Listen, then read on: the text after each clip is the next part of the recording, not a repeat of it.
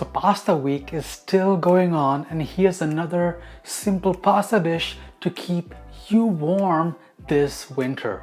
And by warm and pasta, the one thing that comes to my mind is a bolognese sauce. And I thought of doing something pretty unique with this sauce. I've already made a traditional bolognese sauce, so if you want to check that out, I'll link that down below. But for today's video, I was thinking, how about we fuse Indian and Italian and make an Indian inspired bolognese sauce. So I'll be using chicken for that, and chicken is great because combined with the bolognese sauce and chicken itself, it's going to keep you nice and warm and toasty this winter, and it's a classic protein that everybody usually prefers. It was a fine line I had to dance around to make sure that this does not turn into a chicken mince curry. It should still have all the essentials that make a classic bolognese sauce so great.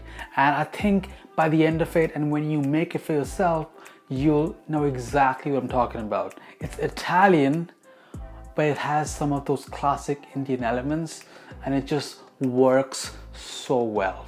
Let's get started. So in a large pot, heat up some of your butter and then add in some cumin seeds and fennel seeds. Start to toast that a little bit and then add in some ginger and garlic paste. I guess you can start seeing where the Indian parts of this bolognese sauce is coming into play. Let that ginger and garlic paste get nice and toasty as well. Don't let that burn. If it does start to burn, just add a splash of water. Then you want to add in your finely diced vegetables. So that's going to be your green peppers, carrots, and onions.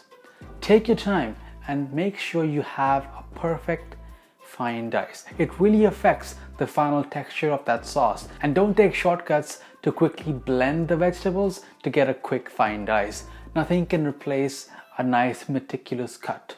You want to saute those vegetables for a couple of minutes or until they start to soften and release some of their moisture. They'll start to smell sweet, fragrant, and at this point, add in some eggplant. Eggplant is watery, so it cooks much faster because we've also diced it so fine. Let these vegetables saute together. Let them get nice and soft, and as soon as they're soft, add in your minced chicken. And talking about chicken, this video is sponsored by the Chicken Farmers of Canada. So be sure to check out this logo on your next purchase of chicken just to make sure that it's of the best quality and it was raised sustainably.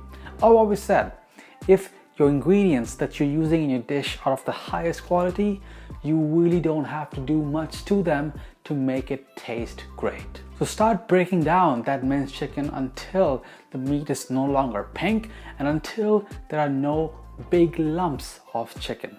Then let's add in some of our ground spices. So add in some degi mirch, which adds a little bit of spice and a lot of red color, along with some ground coriander and a bit of salt to help cook down that meat. As soon as that meat is nice and cooked, no pink at all, then we're going to add in some of our milk. From this point onwards, we're going to do everything that's part of a traditional bolognese sauce, and it works like a charm. You want to let that milk come up to a simmer and then just reduce that until it has completely gone away from the pot. Then we're going to add in some nice white wine. Same steps here. We want to bring that up to a simmer and then reduce that until it's completely simmered away. The milk helps to tenderize that meat while the wine adds this wonderful sweetness to it.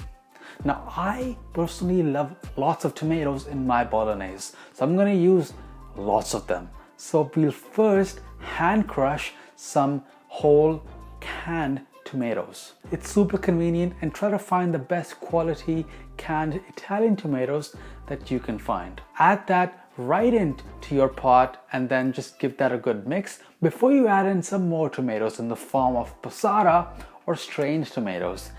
This is completely smooth and it helps add some body to the sauce, while the hand crushed tomatoes helps add some nice texture and some nice tomatoey pulpiness that's going to be amazing when you mix this in with your pasta. add in a bay leaf, season it with a bit of salt, and then give it a good mix before you just let that come up to a simmer. As soon as it starts to simmer, turn that heat down so that it's simmering at the laziest of simmers. And at this point, it's going to take as long as you let it to reduce and thicken up. You can simmer this quickly, and that's going to take you maybe like half an hour to 1 hour to reduce it by half, but it won't taste as good as if you had just let it simmer at the lowest heat with the bubble coming up ever so often, and let that simmer for like 3, 4, 5 hours. Just plan ahead, because you can really make the sauce in bulk and have it frozen, tucked away, so that whenever you're cold this winter, well, you have a nice hearty sauce to enjoy with whatever you want.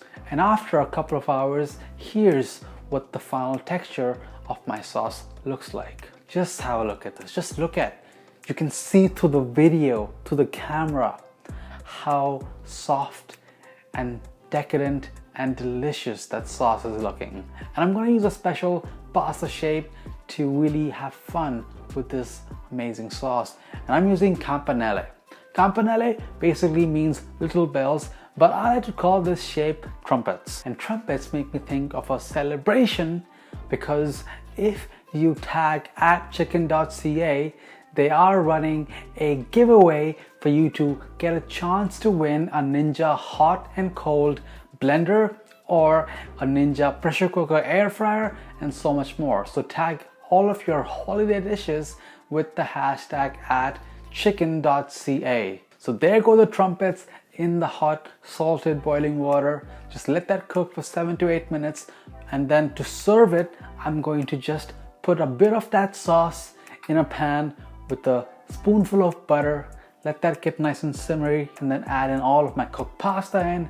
Just toss it up, sprinkle it, shower it with some parmesan and a bit of cilantro for the Indian touch with that Indian inspired bolognese. You can really have the sauce with anything. You can make it into a lasagna with just spaghetti or with any other of your favorite pasta shapes. Put it on pizza if you want to, for a really nice meaty bolognese pizza. I've never done that, but that sounds pretty good right now. Subscribe to this channel if you want to see more fusion recipes just like this one. And if you want to see more chicken, click any of the links over here.